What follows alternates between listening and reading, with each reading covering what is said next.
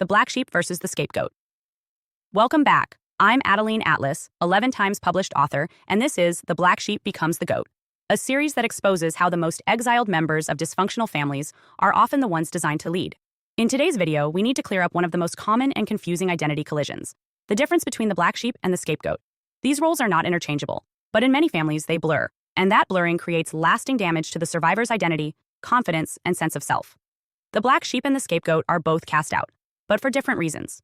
The black sheep is rejected for their divergence. The scapegoat is punished for the family's dysfunction. In healthy families, differences are noticed, maybe even questioned, but ultimately accepted. In unhealthy families, difference is interpreted as danger. And that's the starting point for the black sheep, being viewed as dangerous to the emotional narrative of the group. They aren't trying to disrupt anything, they're simply being themselves. But who they are doesn't fit.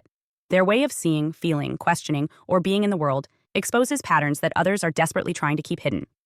A black sheep is marked by perceptual divergence. They often have heightened emotional intelligence, sensitivity to hypocrisy, or an innate resistance to control. They ask questions too early. They notice power imbalances too young. They react strongly to injustice, contradiction, or manipulation, even if they don't have the language for it yet. Because of this, they become inconvenient. And rather than evolving the system to accommodate that awareness, the system ejects it. This ejection doesn't always look cruel at first. It can be subtle passive exclusion, being overlooked, treated as the family joke, or consistently misunderstood. But it escalates when the black sheep stops tolerating the role. That's when the scapegoating begins. Scapegoating is not the same as being misunderstood. It's not just emotional neglect. It's the active, sustained transfer of blame. Once the black sheep refuses to stay silent, accept contradictions, or comply with unspoken rules, the family often reassigns them a new role: the scapegoat. At this point, they're no longer just different, they're wrong. The family begins accusing them of things they didn't do. Emotional conflicts get rewritten as their fault. Issues that were previously shared or hidden are now pinned to them. If they leave, they're told they abandoned the family. If they stay, they're told they're creating drama. This is not random. It is ritualized role preservation. Scapegoating is a psychological tactic rooted in group preservation. When a family cannot metabolize its own dysfunction, it assigns one person to carry it. That person becomes the symbolic dumping ground for everything the group cannot integrate. If the parents are emotionally unavailable, they accuse the scapegoat of being needy. If one sibling is cruel, the scapegoat is blamed for not getting along. If a grandparent was abusive, the scapegoat is shamed for not being grateful for the family legacy. In other words, the truth becomes an accusation, and the more the scapegoat resists, the harder the system fights to keep the lie intact. It's important to understand that the black sheep doesn't become the scapegoat because they are weak, dramatic, or defective. They are scapegoated because they refuse to stay unconscious. In dysfunctional families, unawareness is the price of admission. The moment the black sheep starts waking up, recognizing patterns, naming truths, refusing to be emotionally manipulated, they violate the family contract. And the family reacts like an organism defending itself from a perceived threat.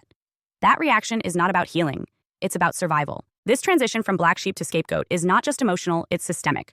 It often begins in childhood, escalates during adolescence, and solidifies in adulthood, especially when the black sheep begins to fully individuate. At that point, their differences can no longer be explained away as just a phase.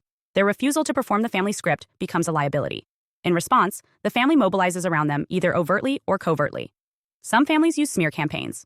Others employ passive-aggressive silence, triangulation, or legal manipulation. Regardless of the method, the outcome is the same. The black sheep becomes the repository for all unresolved conflict. Let's be specific about how this scapegoating operates. First, the scapegoat is emotionally isolated. They're told that their feelings are wrong or excessive. Then, they are socially isolated relatives begin avoiding them, speaking about them instead of to them, or excluding them from key events. Finally, they are spiritually or morally isolated, accused of being the cause of the family's disconnection, shame, or instability. In extreme cases, the scapegoat is written out of wills, declared mentally unstable, or even subjected to legal and institutional harassment. These tactics are not driven by truth. They are driven by psychological projection, groupthink, and emotional avoidance. The black sheep scapegoat dynamic also affects how survivors view themselves. Most grow up believing that if they had just behaved differently, they would have been accepted. That if they had just spoken more gently, gotten better grades, or swallowed more pain, the family would have treated them with respect. This belief is internalized self-blame because the survivor doesn't yet understand that no version of compliance would have created safety in a system built on denial. The only way to survive was to wake up. And waking up requires rupture. Healing this pattern involves separating fact from assignment. Who you are is not what they said. You were never the cause of the dysfunction. You were the one who noticed it. That distinction is critical. Being the only one who named the problem doesn't make you the problem. But it does make you the one who must grieve without apology. Because what you're grieving isn't just the loss of family. You're grieving the years you spent internalizing their story about you, when that story was a lie designed to protect the system.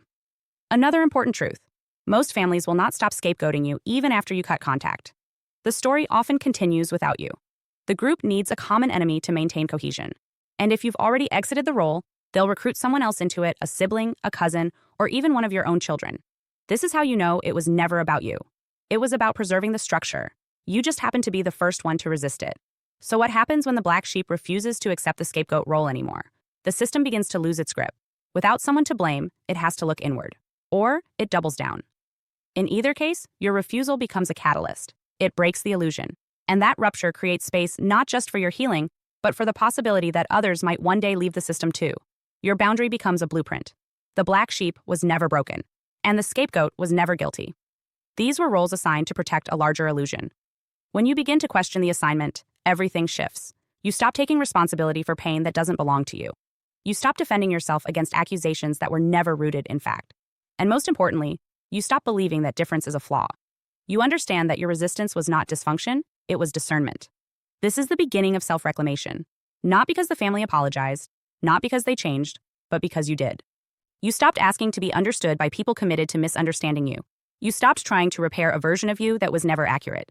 And you stopped fighting for inclusion in a structure that only allowed you to exist if you stayed small. The black sheep becomes the goat by shedding the scapegoat label.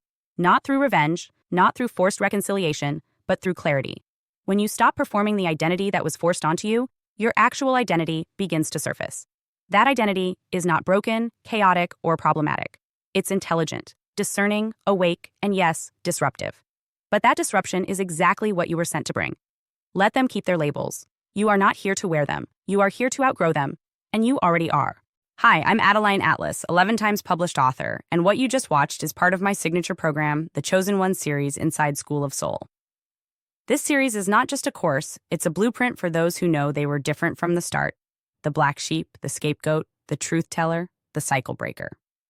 Inside, you'll discover the family roles playbook, the golden child, the scapegoat, the enabler, the lost child, and how to finally step out of the part you were cast in without consent. How the black sheep becomes the goat, turning rejection into radical transformation and leadership. How to break generational curses and rewrite ancestral contracts so the pain stops with you.